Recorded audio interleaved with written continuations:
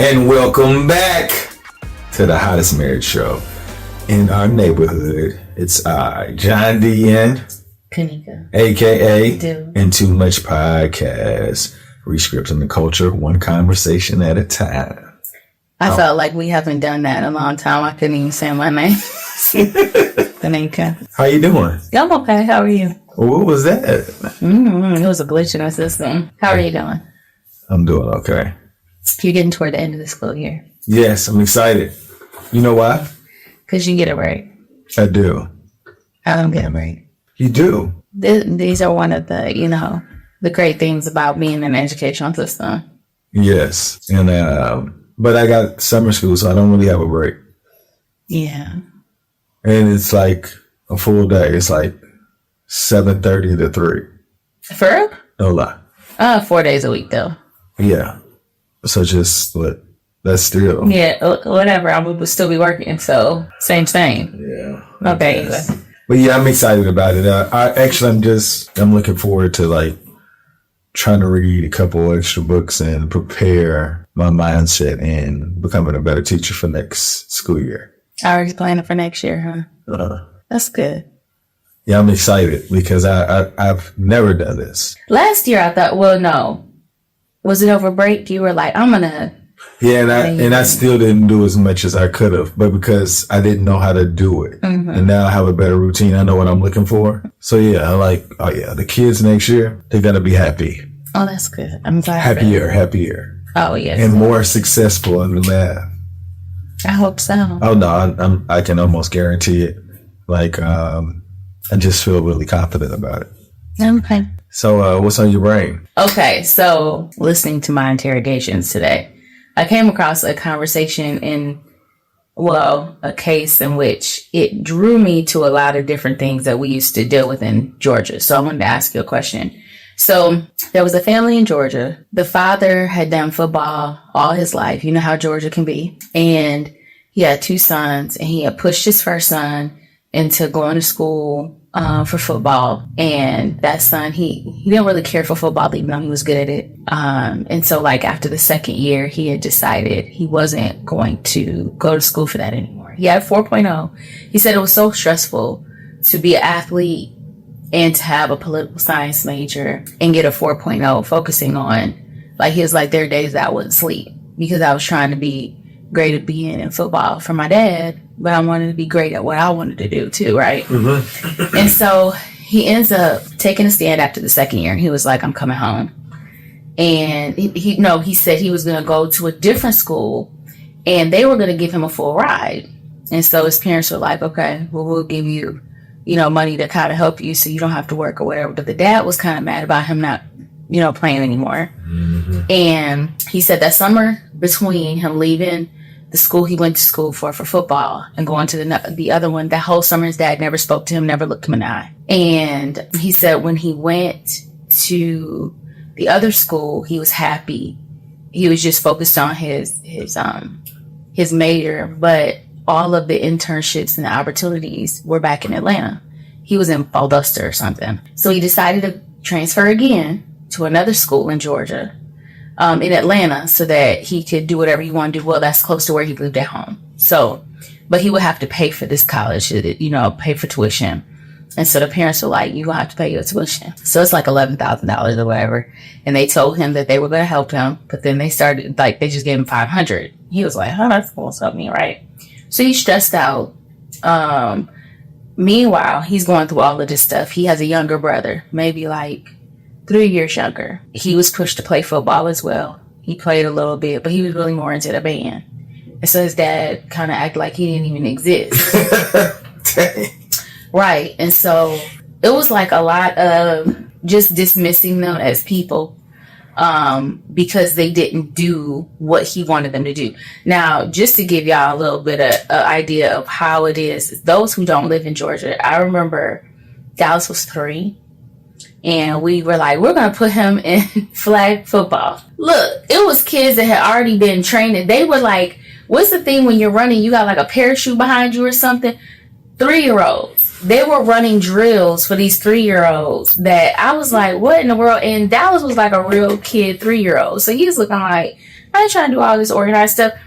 You turn around, Dallas is over here on the baseball field playing with a cone. He took a cone off the field, went to the baseball field, started playing. So he was looking for butterflies. Hey, they raise these kids up in Georgia like they're serious about it, right? For sure. So it ends up that the kids, and I haven't listened to the whole thing, but the youngest one appears to be the one that really thought everything about what they wanted to do, they were going to kill the parents. And like, they both were on their edge when it came to their parents. The younger one was like, look, they'll text him and be like, we're going to be gone for the weekend. And they'll just be gone for like 4 days. And he's 16, 17 at home by himself. And the older brother was like, it was just them against the parents, or them coexisting with the parents, but not really. And I guess they just reached some type of breaking point, and they're like, look, this is what we're about to do. Well, it didn't happen. The parents survived. Now, I haven't watched the end of it, but I saw in the comments that when it all came down to it, the parents didn't press charges because that's their kids. Of course. They're their kids. That would be crazy. Right. But literally, the dad got beat up and he was in the hospital. They have a gun. Beat up by who? By the sons. And I really think the younger son, the mother, when they subdued the father, then they're like, where's mom at? And then they're running through the house trying to find her. She's on the phone with the police. And so in the end, I guess I still want to listen because I want to know what the parents had to say. But it makes me think about when people are extreme and pushing their kids into directions that the kids aren't really interested in. I mean, this is an extreme case, but like if you set a tone or an idea of where you want your kids to go, and when they don't follow it, you completely like remove yourself as a support in a way, and then they turn on you. I feel like some people will talk about how, that's your mama, that's your dad, you can't ever, you always gotta love them, you gotta respect, yeah. And I'm not saying you gotta kill them, but I'm saying if someone gets to their edge and then they're like, I need to remove myself from this relationship, however they choose to do it. There's so many people that still think in the old sense of that's your parent, so you still gotta be da da da da. But the new way of living now is if you're not if you're not adding positively to my life, then it's okay for me to let you go. And for parents who have certain expectations or put their kids on a path and the child chooses to go in the other direction, like, what is that? I don't know. How would you feel?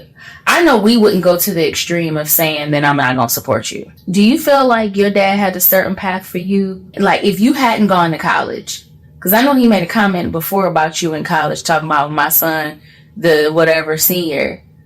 Like, if you hadn't gone to college, what do you think your family would have felt? And even in your Korean family, they felt like there was a certain expectation of you.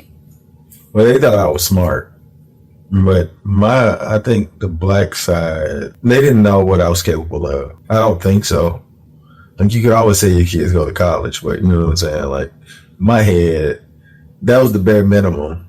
But if I didn't go, I would have had to go to the service, or I had to get a job. When you say I would have had to. Yeah, because he said that I had to go to college or go to the service or get a... Yeah, I guess he never tried to kick me out either. But he said I had to do something. You had to be there. You just had to be doing something. Yeah, but college was the most attractive out of all of the options. And, he painted this picture, if I did this, that I would get that. But he kind of made it seem like where we are now is what I was supposed to get by graduating from college. And I didn't know that it's a process to get, anywhere. But even if I made a lot of money or way more money, it wasn't going to look like this, because that would have been just giving me I would have blown it. But yeah, there was no expectation. But in my head, that was the only option of me being able to live the way that I thought I could live. On your Korean side of the family, what do you think? I don't know. Like, I didn't know too much other than the fact that, my mother would say something after I got older. They thought that I would be a doctor or I would become a business owner because I didn't want to work for anybody. So they thought I would be more so like that. You know, I was already in a limited mindset in the very beginning because I was comfortable with going to work for somebody. You know, I was just like, look, I'm going to just put in this work. I'm going to retire at 65. And then, you know, as you move through life, life was going real fast in the beginning, but getting to the end, like thinking about it never came up. But then as you get older, it's like, what do you want it to look like? So now it's like, you know, like, what could I give? Like, what could I have done differently other than go to college? Other than working hard? You know, I couldn't see myself really being in the service. Like, not at all, other than the fact that I considered going to it when I couldn't get a job after I graduated from college. I mean, the whole idea of you wouldn't want to work for anybody, but you're going to go somewhere they order every moment of your day around. That's the two ends of the spectrum. So your dad was like, figure it out. But your current family didn't feel like that was who you were. But yeah, I mean, no, they didn't tell me what to do either, though. Yeah. So yeah, it seemed like they would have pulled you in and been like, come work here and figure this part out. But that really wasn't your interest either. Yeah, that was college. To me, I was told college was going to show me the promised land. So at least the idea that I thought it was promised land. Now I see what it was for. You know, where it was necessary for our family to be able to, for us to be able to know how to put them in the best positions. Yeah. What? No. There were never any expectations placed on me except to go to college. I don't think that anybody talked to me about anything but that. But my dad, he got his GED like later in life when I was like maybe 4th or 5th grade. So to him, the education part was something he really missed out on. He was smart, but he didn't have the foundation to be able to go much further beyond where he did. So, but there were no expectations placed on me. I don't necessarily know if that's good, though.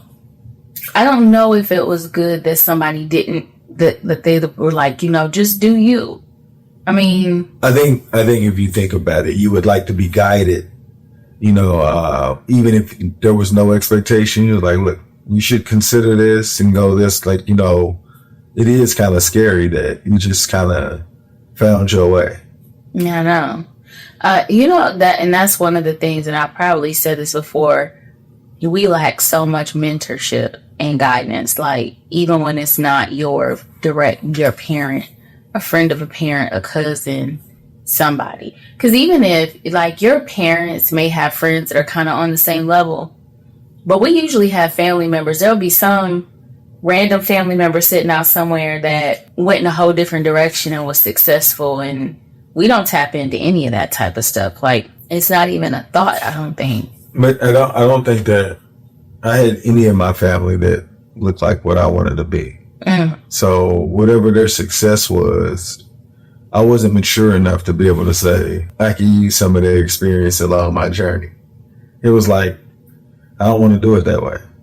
Do you ever think about your kids in your family and reaching out to them because they don't know to seek out the guidance? Do you feel like it's our responsibility that we're supposed to be finding these kids and helping them? I've thought about that. Oh, for real? Yeah, because that's what I wanted. I wanted somebody to do that for me. Mm-hmm. You know what I'm saying? But I don't know what it sounds like for somebody to say, I'm glad he reached out, you know, because it's almost like when you go out and you do it, you want somebody to be grateful as heck that you reached out. Okay, what do you want me to do? Like, okay, I'll do this. But it doesn't look like that. You got to create the relationship. It's got to be worthwhile to you. Like, it's almost got to be like, you know, there's no expectation. Mm-hmm. You have this information. But overall, you just want to see them win. It's not like I'm going to tell you what to do and you go do it. It's like I got to create a relationship where I'm influenced by what you're doing and I ask questions. Right. But then they got to see you. No, I get it. They got to know what's going on. But I was just saying, like, in reference, what I wanted somebody to reach out to me, but what was it supposed to look like? Somebody was going to have to really, you know, they was going to have to go out their way to be my mentor. Well, and then the other thing is like, who in our family really knows what any of us do? Nobody really, even if a kid was interested and whatever we were doing. Oh no, people be looking for me for education. Oh, they find. Oh yeah, because you talk about education all the time. That's true. But it's like I have in my family, you got people who do real estate, people who do physical therapy, people who do education. We got a firefighter. We got a number of things, you know what I'm saying? With a doctor of nursing. We got all kinds of stuff in there. But nobody knows what anybody is doing to be able to say, hey, I'm interested in that. Could you? But I think that just by you saying that, that just says that there's a missing component where your family is supposed to benefit from knowing everything you just said. So it just sounds like you're going to have to create some type of something for other people to benefit from what you just told everybody else that you have. Because that's dope. Like what? I didn't mean it like that. No, I'm saying what kid would want to grow up with that many different opportunities under one family? Yeah.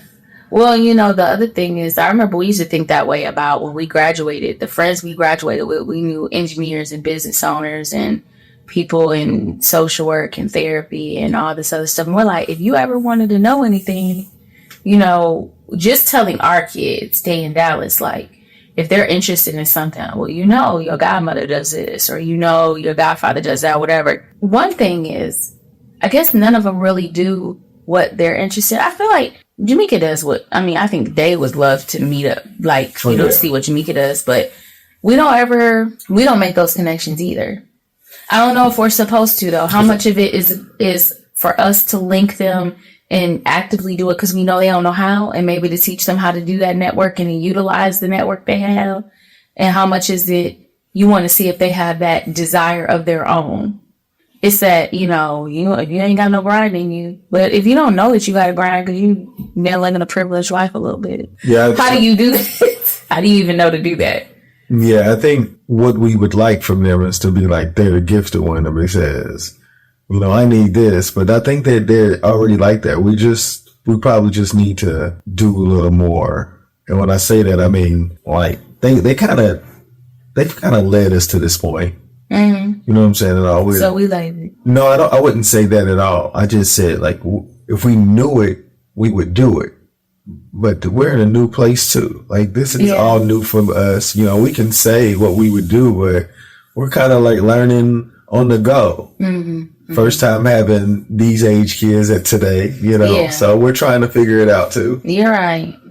Yeah, I'm coming up with a whole bunch of bright ideas and then I don't have no follow through though, but regardless, I mean, who's to say they were going to work and how much effort it was going to take? What else was going to be handicapped by you putting in that time, and it may not work. So it's like, it's still a gamble. Mm-hmm. And, you know, sometimes if it's too much of a gamble, you would just say, you know, we've been doing it this way. We're going to just roll out this. And it's for your own sanity too. Yeah.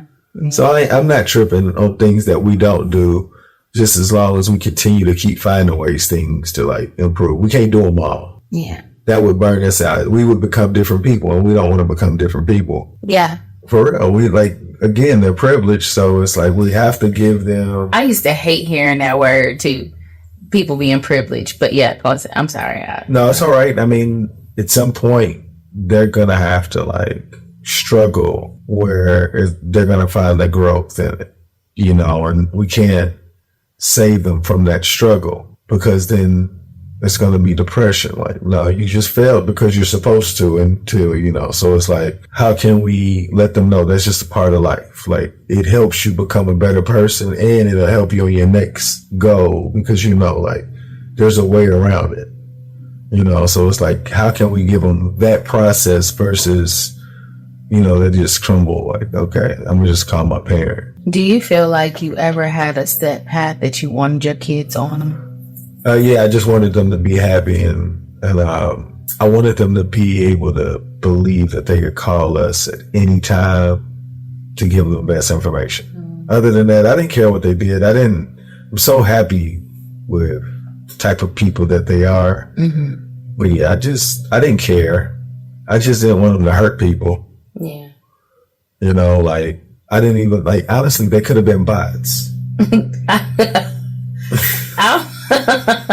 Bots. Describe bots to me again. people to just kind of do what they do every day. It's like the same old, the groundhogs, they not working harder to create a different result. Things like, this works. I'm comfortable with this. Nobody's bothering me. I'm going to just keep this, but nothing's going to change. But they'll always complain about something not changing. I'm a bot. Like most by definition. You're so silly. No, but that's what, like, I was comfortable with it. But now, like, that I've learned how to, like, work to create something different, I feel like they'll get that also. So I don't think they'll complain too much. And I'll say this, like, I remember complaining. Not complaining anymore let me know that there was so many other things I could have been doing outside of complaining. Like, anything that happens bad, if you feel like, okay, this happened because it was supposed to, what was I supposed to get from it? And then you just keep it moving. And then you just like, okay, I learned something. Then you be like, okay, today was a productive day. I learned something from this mistake, because if I did have that information before, it would have never happened. So you can't beat yourself up for not knowing. Fair. Yeah, for real. So as far as now, like, I don't think they'll be bots. I just, I think they'll enjoy life a lot earlier than we did. I think right now they're just trying to figure that piece out. Like what is it? Like, what's happy? Because I don't think they know that yet. They don't know they've been happy their whole life. It's like, you can have parts where you're jubilant, but there's this other side that's just real rocky that you haven't had a lot of, that a lot of people know about this. Yeah. But if you don't know about this, you think that my life could have been way better. You're right. It could have been way better. You just don't know that you're not rock bottom. You're not. You don't know that. You're not. I hear you. Yeah. I hear you on that part. But I mean, I think of that as a small triumph on our end. Well, we hope, because, I think that their transition to the next level may be quicker than ours, but it could be really rocky along the way getting there. And then you don't want to see them hurt. And you're like, I don't like when they face adversity. You don't. You really don't. I don't. But I understand that it's necessary, though. Yeah. I just want it to be like contained adversity, maybe a little small little package. For sure. You're so silly. Sprinkle a little. Yeah, you real picky when it comes to their adversity. Yeah, because I mean, and I take that as, it's just that I'm ready to, the meaningless, and it's not meaningless. I guess to me, it's like the senseless struggle. I don't want them to have that. Like, when they struggle, I want it to be, it's going to provide some type of fruitful end. And sometimes I feel like their struggle that they have, that it's like, what is this really for, other than to give them a halfway path to their villain story? Like, I don't even really know. Yeah. Sometimes I feel like it's some senseless stuff and I don't want that for them. And I'll be willing to fight for that. And it really frustrates me now, because they're at an age where even they understand that I'm not supposed to do everything. I'm not supposed to solve everything. Yeah. But I don't like that either. It's a powerlessness about it, that as a mother, as the parent, and even as somebody who knows that there's so many more things that are going to be harder as they get along in their life, that I want them to save up their energy for. But you kind of need the little battles, the little dumb battles, to get you ready and, train you up for the real stuff. I don't really know how I feel about it. I just know that I am. I tend to want to fight the battles for them. But I think that I want to preserve them for, exerting that energy somewhere where it's really, really going to count for them. But if they don't even know how to fight the little battles, how are they going to learn how to fight the big ones, right? Yeah, sure. We got to live and learn, right? She's starting up very No. I love them. But anybody want to give a shout out before we get out of here? The parents who are trying to fight the battle. Yeah, we got to put our swords down just a little bit. Yeah, that's true, if they're going to grow. Yeah. Well, shout out to you guys. Y'all make today better than yesterday. Don't worry about anything you can't control. GATA. Get after that action, or that action will get after you. Be great on purpose.